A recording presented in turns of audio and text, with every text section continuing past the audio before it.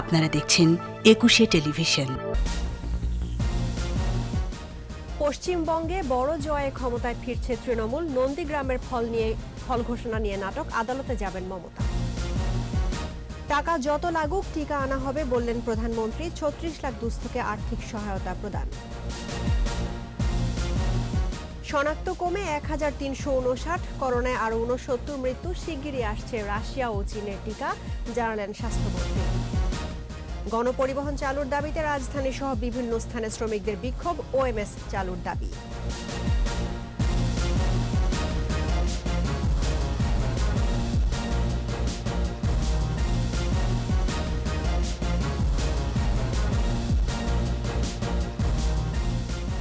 শুনছিলেন first security ইসলামী bank limited সংবাদ শিরোনাম। আমন্ত্রণ রাত ১১টার ২১ সংবাদে। আপনাদের সঙ্গে আছি রাহনুমা রাহি। দর্শক, ২১ টেলিভিশনের সংবাদ একই সাথে সরাসরি দেখতে পাবেন আমাদের ফেসবুক পেজ www.facebook.com/2124 অনলাইনে। Mega spider ceiling fan, mega বাতাসে শান্তির পরশ। এছাড়া সংবাদে আরও থাকছে: ক্যান্ডি জিততে বাংলাদেশের সামনে অসম্ভবকে সম্ভব করার চ্যালেঞ্জ। শেষ দিনে দরকার ২৬০ রান।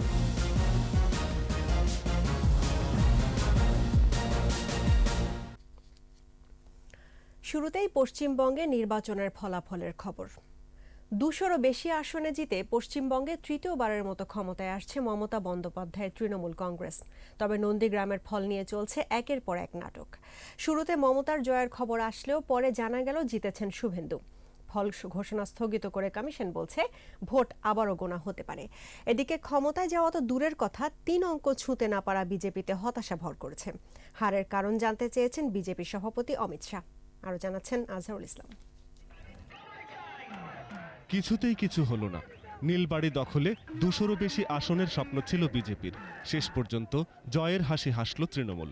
বেলা ১২টা নাগাদই সবকিছু স্পষ্ট হতে শুরু করে। তবে নন্দীগ্রামের ফলে হতাশ তৃণমূল। শুরুতেই মমতারই জয়ের খবর আসে। এর কয়েক ঘন্টার মধ্যে সবকিছু ওলটপালট। খবর বেরুলো নন্দীগ্রামে জিতেছেন সদ্য বিজেপিতে যোগ দেয়া মমতার এক সময়ের ছায়াসঙ্গী শুভেন্দু অধিকারী। তবে কমিশন জানিয়েছে ভোট আবারও গণনা হতে পারে। বিকেল থেকেই একের পর এক বিজয়ের খবর আসছিল মমতার কালীঘাটের বাড়িতে। বিকেলে বাড়ি থেকে বেরিয়ে হেঁটেই অফিসে ঢুকেছেন মুখ্যমন্ত্রী মমতা। সংবাদ সম্মেলনে জানান নন্দীগ্রামে জনগণের রায় মেনে নিয়েছেন তিনি। তবে আদালতে যাওয়ারও ঘোষণা দিয়ে রেখেছেন মমতা। মানুষকে ধন্যবাদ জানাচ্ছি। বাংলার জয় হয়েছে। হতাশ করেননি তৃণমূলের হেভিওয়েট প্রার্থীরা। জয় পেয়েছেন মন্ত্রী পার্থ চট্টোপাধ্যায়, সুব্রত মুখোপাধ্যায়, কলকাতার মেয়র ফিরহাদ হাকিম, শোভনদেব চট্টোপাধ্যায়। শিবপুর থেকে জিতেছেন সাবেক ক্রিকেটার মনোজ তিওয়ারি। বেশিরভাগ আসনেই জিতেছেন বিনোদন জগৎ থেকে আসা প্রার্থীরা। তৃণমূল থেকে জিতেছেন চিরঞ্জিত চক্রবর্তী, রাজ চক্রবর্তী, সায়ন্তিকা বন্দ্যোপাধ্যায়, সোহম চক্রবর্তী, জুন মালিয়া ও অদিতি মুন্সি। বিজেপির হিরণ চট্টোপাধ্যায় জিতলেও হেরেছেন লকেট চট্টোপাধ্যায় ও পার্ণ মিত্র। এদিকে হ্যাট্রিক জয়ে মমতা বন্দ্যোপাধ্যায়কে অভিনন্দন জানিয়েছেন দিল্লির মুখ্যমন্ত্রী অরবিন্দ কেজরিওয়াল, লালু প্রসাদ যাদব, সমাজবাদী পার্টির অখিলেশ যাদব, কংগ্রেস নেতা শশী থারুর ও এনসিপি নেতা শারদ পাওয়ার। তাদের কেউ কেউ মমতাকে বাংলার বাঘিনী বলে আখ্যা দিয়েছেন। প্রতিরক্ষামন্ত্রী রাজনাথ সিং ও অর্থমন্ত্রী নির্মলা সীতারামনও অভিনন্দন জানিয়েছেন মমতা বন্দ্যোপাধ্যায়কে। ফল আসার পর থেকেই পরাজয়ের পোস্টমর্টেম শুরু করেছে বিজেপি। চলছে দোষারোপের পালা। পরাজয়ের পেছনে আঙুল উঠেছে মোদি অমিত শাহের বিরুদ্ধে। আর পরাজয়ের কারণ বের করার নির্দেশ দিয়েছেন বিজেপি সভাপতি অমিত শাহ। তবে আসামের জয় নিয়েই সন্তুষ্ট থাকতে হলো ক্ষমতাসীন বিজেপিকে। তামিলনাড়ুতে এম.কে. স্ট্যালিনের নেতৃত্বে ডিএমকে কংগ্রেস জোট, আর কেরালায় ক্ষমতায় ফিরেছে বামেরা। আজহারুল ইসলাম, একুশে টেলিভিশন। করোনা ভ্যাকসিন কিনতে প্রয়োজনীয় অর্থ ব্যয় করবে সরকার, জানিয়েছেন প্রধানমন্ত্রী শেখ হাসিনা। বলেছেন, আওয়ামী লীগ সবসময় আর্ত মানুষের পাশে ছিল, এখনো আছে। সমালোচনা না করে বিরোধী দল সহ সকলকে জনগণের পাশে দাঁড়ানোর আহ্বান জানান প্রধানমন্ত্রী। আর সংক্রমণ এড়াতে স্বাস্থ্যবিধি মেনে চলার তাগিদ দেন প্রধানমন্ত্রী। তৌহিদুর রহমানের রিপোর্ট। করোনায় ক্ষতিগ্রস্ত দেশের প্রায় সব শ্রেণী পেশার মানুষ। এমন প্রেক্ষাপটে কর্মহীন মানুষের জন্য নানা সহযোগিতা কার্যক্রম চালু করেছে সরকার। এবার দ্বিতীয় দফায় প্রধানমন্ত্রীর পক্ষ থেকে ৩৬ লাখ দুস্থ মানুষকে ৯০০ কোটি টাকা আর্থিক সহায়তা দেয়া হচ্ছে, যা আগামী ৩ দিনের মধ্যে সকলের কাছে পৌঁছে যাবে বলে আমরা ব্যবস্থা গ্রহণ করেছি। গণভবন থেকে ভার্চুয়াল প্ল্যাটফর্মে কর্মসূচি উদ্বোধন করেন প্রধানমন্ত্রী শেখ হাসিনা। আমরা টিকা দিচ্ছি এবং টিকা আরও নিয়ে আসছি, যত টাকা লাগে আরও টিকা নিয়ে আসবো। আমরা এদেশের মানুষের টিকা পৌঁছে দেব, কিন্তু আপনাদের সবাইকে স্বাস্থ্য সুরক্ষার যে সমস্ত নির্দেশনাগুলি আমরা দিচ্ছি সেটা কিন্তু আপনারা একটু দয়া করে মেনে চলবেন। সমালোচনা না করে দুস্থ মানুষের পাশে দাঁড়ানোর জন্য বিরোধী দল ও বিত্তবানদের প্রতি আহ্বান জানান প্রধানমন্ত্রী। আমরা বিরোধী দলে থাকতে সবসময় কোনো দুর্যোগ দুর্বিপাকে সবার আগে আওয়ামী লীগ ছুটে যেত মানুষের পাশে, এটাই বিরোধী দলের কাজ। কিন্তু আজকে আমরা যারা নিজেদেরকে বিরোধী দল বা প্রতিদিন সরকার উৎখাতের জন্য বক্তৃতা বিবৃতি আন্দোলনের নামে পোড়াও জ্বালাও করে যাচ্ছে, দুর্যোগে মানুষের পাশে কোথায় তারা? কয়টা দুর্গত মানুষের মুখে তারা খাবার তুলে দিয়েছে? কয়টা মানুষের পাশে তারা দাঁড়িয়েছে? কয়টা মানুষের কাপড়ে কাপড় কিনে দিয়েছে? কেউ নেই। প্রথম দিনে চট্টগ্রাম, ভোলা ও জয়পুরহাটের দুস্থ মানুষের মোবাইলে সরাসরি টাকা পৌঁছে দেওয়া হয়। যারা সহযোগিতা পেয়েছেন তারা সরকার এবং প্রধানমন্ত্রীর প্রশংসা করেন। আমি গত বছর যে 2500 টাকা পাইছিলাম তা দিয়ে চাল ডাল কিনে খাচ্ছি, এখন যে 2500 টাকা পেলাম সেটা দিয়ে চাল ডাল কিনে খাবো। তৌহিদুর রহমান, একুশে টেলিভিশন, ঢাকা। করোনায় কমেছে শনাক্ত, 24 ঘন্টায় মারা গেছেন 69 জন। এ নিয়ে এ পর্যন্ত মৃতের সংখ্যা 11,579 জন। 24 ঘন্টায় নমুনা পরীক্ষা হয়েছে 14,042 জনের। নতুন শনাক্ত রোগী 1,359 জন। আদিত্য মামুনের রিপোর্ট। কমছে করোনা সংক্রমণ, দিনে দিনে মৃত্যুও কমছে। স্বাস্থ্য অধিদপ্তরের তথ্য বলছে গত 24 ঘন্টায় 69 জনের মৃত্যু হয়েছে। এ নিয়ে মোট মৃত্যু 11,579 জনের। 24 ঘন্টায় নমুনা পরীক্ষা হয়েছে 14,042 জনের। নতুন করে শনাক্ত রোগী 1,359 জন। পরীক্ষা বিবেচনায় শনাক্তের হার 9.21%। গত বছরের মার্চ থেকে এ পর্যন্ত মোট 7,61,943 জনের করোনা শনাক্ত হয়েছে, আর মৃতের সংখ্যা 11,579 জন। গেল 24 ঘন্টায় সুস্থ হয়েছেন 2,657 জন। মোট সুস্থ হয়েছেন 6,87,358 জন। 24 ঘন্টায় মৃতদের মধ্যে পুরুষ 44 জন আর নারী 25 জন। ষাটোর্ধ্ব ব্যক্তির সংখ্যা 44। 11 থেকে 20 বছর বয়সীদের মধ্যে মারা গেছেন 1 জন, আর 21 থেকে 30 বছর বয়সীদের মধ্যে মারা গেছেন 2 জন। আদিত্য মামুন, একুশে টেলিভিশন, ঢাকা। জনগণ নির্দেশনা মানেনি বলেই করোনার দ্বিতীয় ঢেউ আছড়ে পড়েছে বলে মন্তব্য করেছেন স্বাস্থ্যমন্ত্রী জাহিদ মালেক। স্বাস্থ্য অধিদপ্তরের সুবর্ণ জয়ন্তীর আলোচনায় মন্ত্রী বলেন, সমালোচনা থাকলেও স্বাস্থ্য খাত এগিয়ে যাচ্ছে। শিগগিরই রাশিয়া ও চীনের টিকা দেশে আসবে বলে জানান জাহিদ মালেক। আদিত্য মামুনের আরও একটি রিপোর্ট। স্বাধীনতার পরপরই জাতির পিতার হাত ধরেই প্রতিষ্ঠা পায় স্বাস্থ্য অধিদপ্তর। সুবর্ণ জয়ন্তীর আগে করোনার আঘাত, বেরিয়ে আসে দেশের স্বাস্থ্য খাতের খোলনলচে। কেনাকাটায় অনিয়ম, দুর্নীতি সহ উঠে আসে নানা অব্যবস্থাপনার চিত্র। এই সময়ের মধ্যেই আবারও সবকিছু গুছিয়ে নিয়ে এগিয়ে চলা। সুবর্ণ জয়ন্তীর এই আয়োজনে বক্তারা বলেন, করোনা দুর্যোগ সফলভাবে মোকাবেলা করে এসডিজি অর্জনে ভূমিকা রাখবে অধিদপ্তর। মেডিকেল এডুকেশন যে প্রোডাক্টিভিটি, প্রতিটা জায়গাতেই আমরা কিন্তু আমাদের অর্জন আন্তর্জাতিক খাতে, আন্তর্জাতিক অঙ্গনে কিন্তু প্রশংসিত হচ্ছে। সীমাবদ্ধতা যে নেই তা নয়, সংকট উত্তরণে, জনবল বৃদ্ধি সহ উন্নয়নে আরও গুরুত্ব দেওয়ার পরামর্শ দেন বক্তারা। মৌলিক সমস্যাগুলো সমাধানের পথ খুঁজব। 30 বছর বা 20 বছরের একটা পরিকল্পনা নিয়ে আগানোর জন্য আমি স্বাস্থ্য অধিদপ্তরকে অনুরোধ করব। জনস্বাস্থ্য উন্নয়নে কমিউনিটি ক্লিনিকের অনন্য ভূমিকার কথা উঠে আসে এই আয়োজনে। জেলা, উপজেলা এবং আমাদের ইউনিয়ন পর্যায়ের সেবা কেন্দ্রগুলো সেবা দিয়ে যাচ্ছে। তাদেরকে অধিকতর স্বাধীনতা দেওয়া, অধিকতর ক্ষমতা প্রয়োগ করা, তাহলে আমি মনে করি স্বাস্থ্য সেক্টর অনেক দূর এগিয়ে যাবে। আলোচনায় অংশ নিয়ে স্বাস্থ্যমন্ত্রী বলেন, সমালোচনা থাকলেও স্বাস্থ্য খাতে বিপ্লব আসবেই। আমরা যদি আবারও ভুল করি তাহলে আবারও আমরা আক্রান্ত হব। ভারত যে বিধ্বস্ত হয়ে গেছে, একটা বিরাট রাষ্ট্র সামাল দিতে পারছে না, ওই অবস্থায় আমরা পড়তে চাই না। করোনা মোকাবেলায় ভারতের টিকা পেতে দেরি হলেও অন্যান্য দেশ থেকে টিকা আনার কাজ চলছে বলেও জানান মন্ত্রী। চায়না থেকে 5 লক্ষ টিকা অল্প দিনেই চলে আসবে এবং আরো টিকার ব্যবস্থা চায়না এবং রাশিয়া থেকেও হচ্ছে। টিকার কর্মসূচি চলমান থাকবে। আদিত্য মামুন, 21 টেলিভিশন, ঢাকা। গণপরিবহন ও পণ্য পরিবহন চালু সহ 3 দফা দাবিতে রাজধানী সহ দেশের বিভিন্ন স্থানে বিক্ষোভ করেছে পরিবহন শ্রমিকরা। সকালে সায়েদাবাদ, গাবতলী ও মহাখালী সহ বিভিন্ন বাস স্ট্যান্ডে বিক্ষোভ সমাবেশে নেতারা বলেন, দীর্ঘদিন গণপরিবহন বন্ধ থাকায় মানবেতর জীবনযাপন করছেন শ্রমিকরা। এমন পরিস্থিতিতে ব্যাংক ঋণের চাপ সহ বিভিন্ন সমস্যার কথা জানান পরিবহন মালিকরা।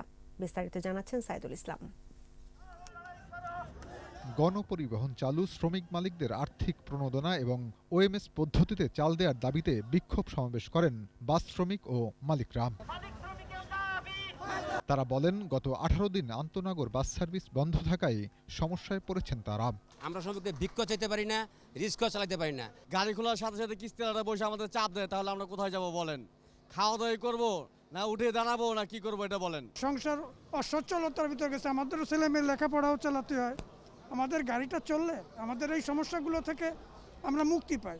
শ্রমিক নেতারা বলেন, লকডাউনে শপিং মল খোলা হয়েছে, সব ধরনের পরিবহন চলছে, শুধু বাস চলাচল বন্ধ। তাই 3 দফা দাবি মেনে নেয়ার আহ্বান তাদের।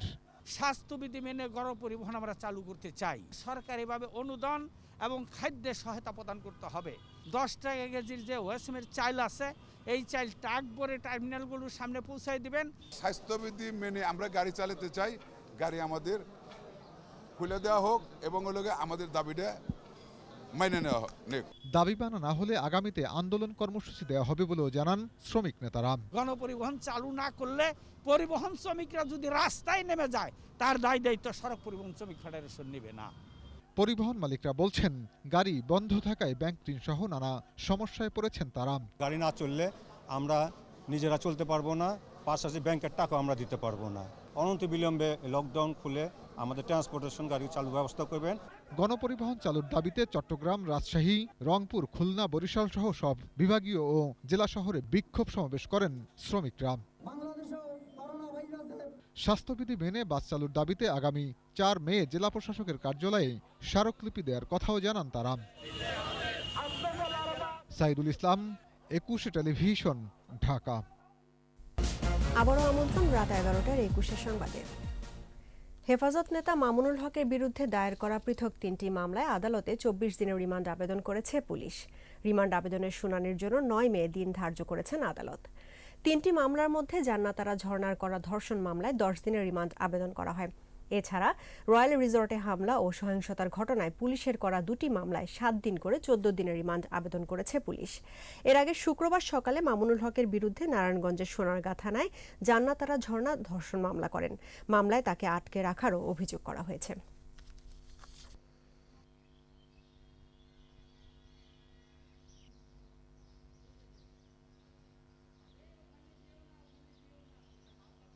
জান্নাতারা ঝর্ণা, সেই মামলায় আমরা মামুনুল হককে অ্যারেস্টের জন্য আমরা বিজ্ঞ আদালতে আবেদন করেছি। সেই সাথে 10 দিনের জন্য আমরা রিমান্ডের জন্য তাকে জিহাদ করার জন্য আদালতে আমরা আবেদন করেছি।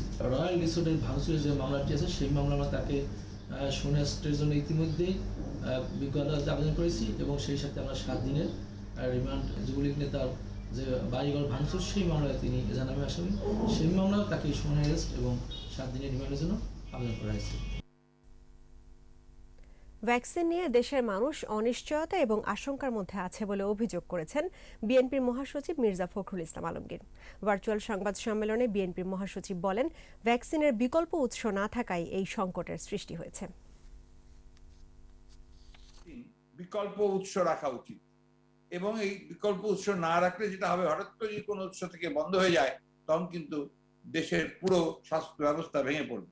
এবং সরকার কোনো কর্ণপাত না করে শুধুমাত্র তাদের দুর্নীতির জন্য তাদের নিজস্ব দুর্নীতিপরায়ণ কোম্পানির মাধ্যমে শুধুমাত্র ভারত থেকেই এবং একটি কোম্পানির ভ্যাকসিন সংগ্রহ করতে কার্যক্রম তারা গ্রহণ করেছিল, যে কারণে আজকে গোটা জাতি আজকে বিপদগ্রস্ত হয়েছে। ভারতের সাথে সীমান্ত বন্ধের মেয়াদ বাড়তে পারে, সাংবাদিকদের জানিয়েছেন স্বাস্থ্য অধিদপ্তরের মহাপরিচালক অধ্যাপক ডাক্তার আবুল বাশার মোহাম্মদ খুরশিদ আলম।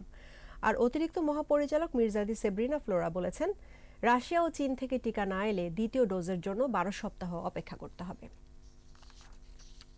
ভারতের সাথে যে সীমান্ত বন্ধ আছে এবং এরোপ্লেনও বন্ধ আছে, সেটা হয়তো বর্ধিত করা হতে পারে।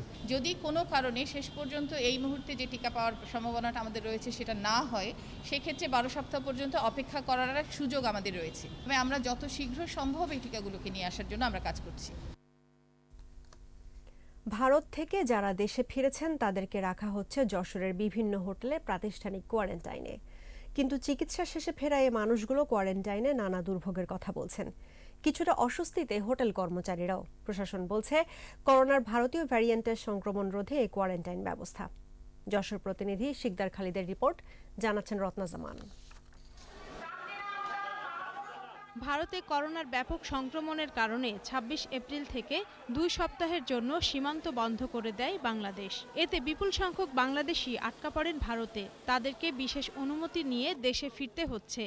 এরপর নেওয়া হচ্ছে প্রাতিষ্ঠানিক কোয়ারেন্টাইনে। দেশে ফেরা এসব মানুষ জানান, হোটেলে থাকতে গিয়ে অর্থনৈতিক সংকট সহ নানা দুর্ভোগে পড়তে হচ্ছে তাদের। টেস্ট করে যদি আমাদের কাছে না থাকে তাহলে আমাদের এখানে আটকে রাখার কোনো প্রয়োজন না। এই মুহূর্তে আমরা আর্থিক সংকটে আছি। এই ব্যয় করে আমার এই কোয়ারেন্টাইন ভোগ করা আমার পক্ষে সম্ভব না। আমাদের তো নেগেটিভ, কিন্তু আমরা এখান থেকে তার বেশি অসুস্থ হয়ে যাইতেছি। আমরা বাচ্চাকে সামলাতে পারি না। আমার মায়ের অবস্থা খুব খারাপ, একটা ডাক্তার পাঠান, একটু টেস্ট করুক, মাপুক। এখন পর্যন্ত কেউ আসেনি। এদিকে কোয়ারেন্টাইনে থাকা ব্যক্তিদের সেবা দিতে গিয়ে সংক্রমণ আতঙ্কে হোটেল কর্মীরা। তারা আসছে, তাদের বলছে যে নেগেটিভ করোনা, তারপর তাদের সিমটম যদি থেকে থাকে সেক্ষেত্রে তো আমাদেরও তো একটা ভয়ের একটা বিষয় থাকে। স্বাস্থ্য বিভাগ বলছে, করোনার ভারতীয় ভেরিয়েন্ট সংক্রমণ রোধেই কোয়ারেন্টাইন ব্যবস্থা নেওয়া হয়েছে। ভারত থেকে 26 তারিখের পরে যারা বাংলাদেশে প্রবেশ করেছেন, যাদের ক্যান্সারের কেমোথেরাপি, রেডিওথেরাপি দেওয়ার প্রয়োজন বা কিডনি ডায়ালাইসিস প্রয়োজন, তাদেরকে আমরা দেশের বিভিন্ন টার্সিয়ারি লেভেলের হাসপাতালে আমরা সরাসরি রেফার করে দিচ্ছি। 26 এপ্রিল থেকে এ পর্যন্ত 1200 জন ভারত থেকে বেনাপোল সীমান্ত দিয়ে দেশে ফিরেছেন। তাদেরকে প্রথমে বেনাপোলের বিভিন্ন হোটেলে রাখা হয়। এরপর জায়গা সংকুলান না হওয়ায় সেখান থেকে অনেককেই পাঠানো হয় যশোরের 16টি হোটেলে। কোয়ারেন্টাইন যাদের করছি তাদেরকে আমরা হোটেলে পাহারার ব্যবস্থা করেছি। তাদের খাওয়া দাওয়া সেখানে ব্যবস্থা আছে এবং আমাদের মেডিকেল টিম সেখানে যাচ্ছে এবং তাদের খোঁজ খবর নিচ্ছে। এদিকে করোনা পরিস্থিতিতে বিভিন্ন সীমান্ত দিয়ে অবৈধ অনুপ্রবেশ ঠেকাতে নিরাপত্তা ব্যবস্থা জোরদার করেছে বর্ডার গার্ড বাংলাদেশ। রত্না জামান, 21 টেলিভিশন। 2 দিন ছুটির পর রোববার মার্কেট শপিং মলে ক্রেতা সমাগম ছিল কম। বরাবরের মতোই শপিং মল মার্কেটে স্বাস্থ্যবিধি উপেক্ষিত। তবে দোকান কর্মীরা মাস্ক ব্যবহার না করলে ব্যবস্থা নেওয়া হবে বলে জানিয়েছে বাংলাদেশ দোকান মালিক সমিতির সভাপতি। বিস্তারিত জানাচ্ছেন আহমদ বাবু। ঈদের বাকি কয়েকদিন, ছুটির 2 দিন মার্কেটগুলোতে ক্রেতা সমাগম থাকলেও রোববার অনেকটাই ফাঁকা। ক্রেতারা বলছেন, পরিবারের সদস্যদের ঈদের কেনাকাটার জন্য মার্কেটে আসা। ঈদ তো ঈদের মার্কেটও করতে আসছি।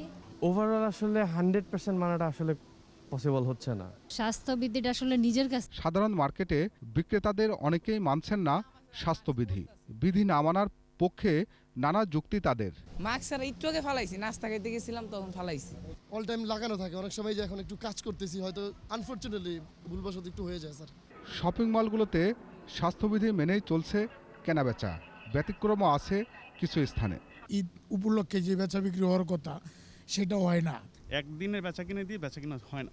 যেমন আজকে দেখেন যে মার্কেটে একটা কাস্টমার নেই। দোকান মালিক ও কর্মচারীরা মাস্ক ব্যবহার না করলে সংশ্লিষ্ট মার্কেটের সমিতির পক্ষ থেকে ব্যবস্থা নেওয়া হবে বলে জানান। আমরা পুলিশের সাহায্য চাই, যাতে করে মাস্ক যারা পরবে না তাদের বিরুদ্ধে যাতে ব্যবস্থা গ্রহণ করা হয়। মাস্ক যারা পরবে না তাদের বিরুদ্ধে কঠোর ব্যবস্থা নেওয়া দরকার। এদিকে সকাল থেকেই রাজধানীর সড়কগুলো গাড়ির চাপ বেশি। অনেক ক্ষেত্রে যানজট পেরিয়ে গন্তব্যে পৌঁছাতে হচ্ছে। পুলিশ বলছে সরকারি অফিস খোলা আর সামনে ঈদ, এ কারণে মানুষের চলাচল বেড়েছে। লকডাউন চলমান, বাট অফিস আদালত সবই তো চালু হয়ে গেছে। এখন চাপ আগের তুলনায় অনেকটা বেশি, কারণ গণপরিবহন বলতে বাস ছাড়া সবগুলোই চলতেছে। রাজধানীর কিছু সড়কে নিয়মিত অভিযান চলছে বলে জানান পুলিশ কর্মকর্তারা। আহমদ বাবু, 21 টেলিভিশন, ঢাকা। তৃতীয় লিঙ্গের মানুষের মাঝে ত্রাণ ও ঈদ উপহার বিতরণ করছে যুবলীগ। এ সময় সংগঠনের নেতারা জানান, তাদের নেতাকর্মীরা সারা দেশে অসহায় মানুষদের সামর্থ্য অনুযায়ী সাহায্য করে যাচ্ছে। এদিকে দাবা ফেডারেশনের উদ্যোগে খেলোয়াড় এবং কর্মীদের মাঝেও ঈদ উপহার বিতরণ করা হয়। জসিম জুয়েলের রিপোর্ট। করোনার দ্বিতীয় আঘাত মোকাবেলায় সারা দেশে চলছে লকডাউন। এমন পরিস্থিতিতে কর্মহীন নিম্ন আয়ের মানুষেরা প্রধানমন্ত্রীর নির্দেশে এসব অসহায় মানুষের পাশে দাঁড়িয়েছে আওয়ামী যুবলীগ। এরই অংশ হিসেবে এবার সমাজে অবহেলিত তৃতীয় লিঙ্গের মানুষের পাশে দাঁড়ালো যুবলীগ। বিতরণ করে ঈদ উপহার।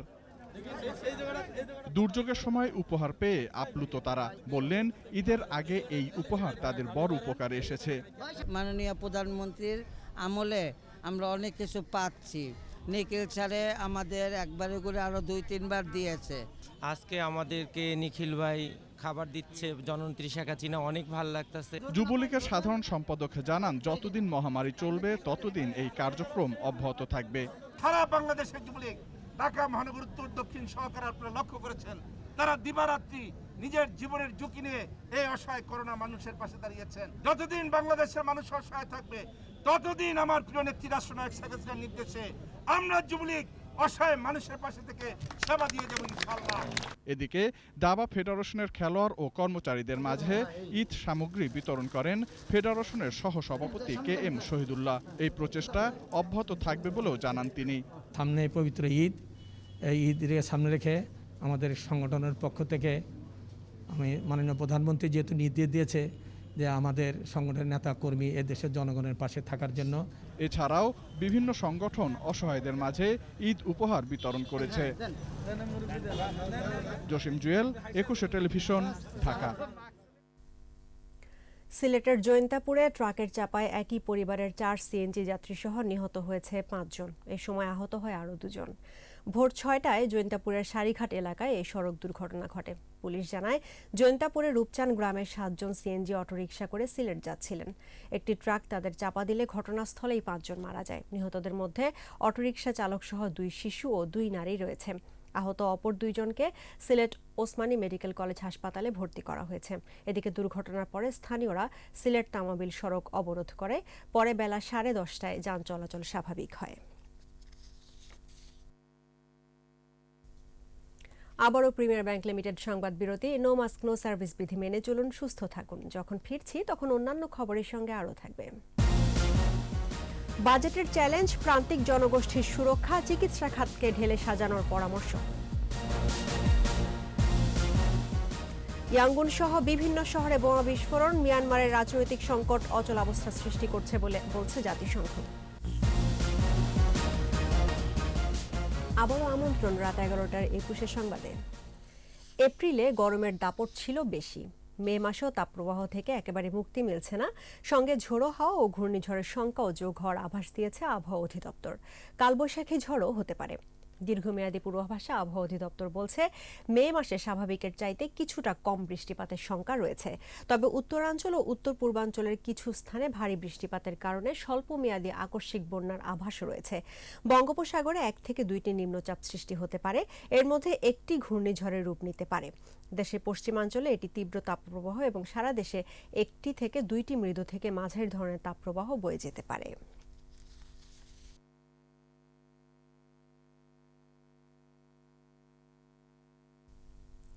আগামী বাজেটের মূল লক্ষ্য হওয়া উচিত চিকিৎসা সেবা এবং প্রান্তিক জনগোষ্ঠীর সুরক্ষা, একথা বলছেন অর্থনীতিবিদরা।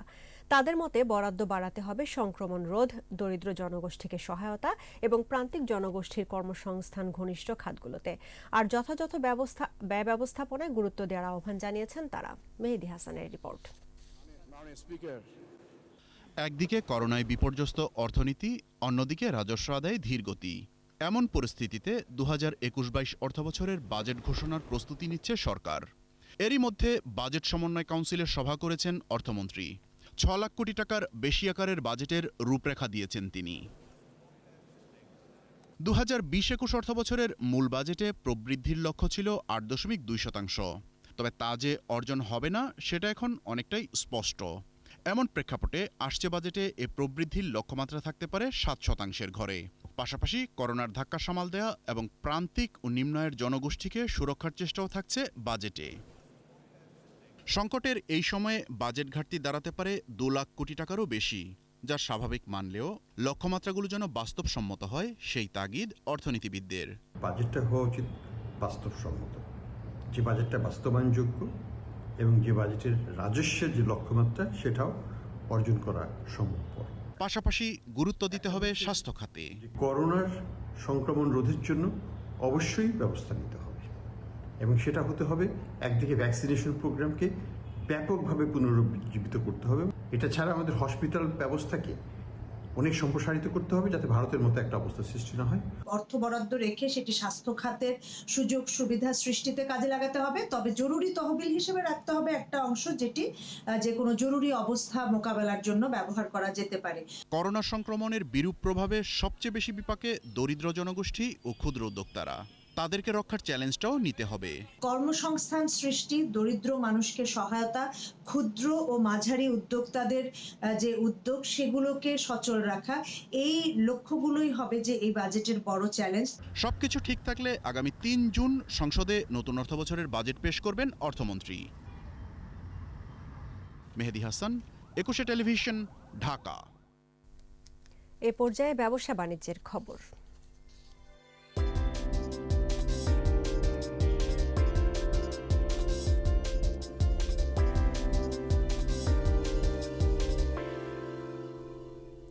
সূচকের ঊর্ধ্বমুখী প্রবণতায় সপ্তাহের প্রথম কার্যদিবস পার করল দেশের পুঁজিবাজার। বেড়েছে লেনদেনও। রোববার ডিএসইতে লেনদেন হওয়া 361টির প্রতিষ্ঠানের মধ্যে দর বেড়েছে 180টির, কমেছে 104টির, আর অপরিবর্তিত ছিল 77টির দর। ডিএসইর প্রধান সূচক ডিএসইএক্স 37 পয়েন্ট বেড়ে উঠে আসে 5485 পয়েন্টে। দিন শেষে ডিএসইতে লেনদেনের পরিমাণ দাঁড়ায় 1406 কোটি 96 লাখ টাকা। সূচক বেড়েছে দেশের অপর স্টক এক্সচেঞ্জ সিএসইতেও। লেনদেন হয়েছে 31 কোটি 77 লাখ টাকা শেয়ার ও মিউচুয়াল ফান্ড। আর এরই সঙ্গে শেষ করছি রাত 11টার 21 সংবাদ। তবে যাবার আগে ফার্স্ট সিকিউরিটি ইসলামী ব্যাংক লিমিটেড সংবাদ শিরোনামগুলো জানাবো আরও একবার। পশ্চিমবঙ্গে বড় জয়ে ক্ষমতায় ফিরছে তৃণমূল। নন্দীগ্রামের ফল ঘোষণা নিয়ে নাটক, আদালতে যাবেন মমতা।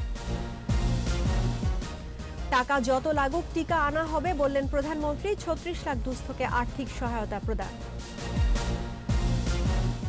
শনাক্ত কমে 1359, করোনায় আরও 69 মৃত্যু। শিগগিরই আসছে রাশিয়া ও চীনের টিকা, জানালেন স্বাস্থ্যমন্ত্রী।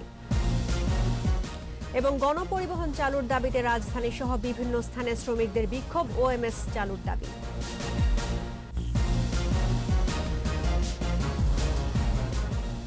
দর্শক, 21-এর সর্বশেষ খবর জানতে ডায়াল করুন 2021 নম্বরে, আর ভিজিট করুন 21-tv.com এই ওয়েবসাইটে। এছাড়া ফেসবুকে লগ ইন করতে পারেন facebook.com/2124 অনলাইনে। এতক্ষণ সঙ্গে থাকার জন্য ধন্যবাদ। আমাদের পরবর্তী সংবাদ রাত 1টায় দেখার আমন্ত্রণ রইল। স্বাস্থ্যবিধি মেনে চলুন, সুস্থ থাকুন, 21-এর সঙ্গেই থাকুন।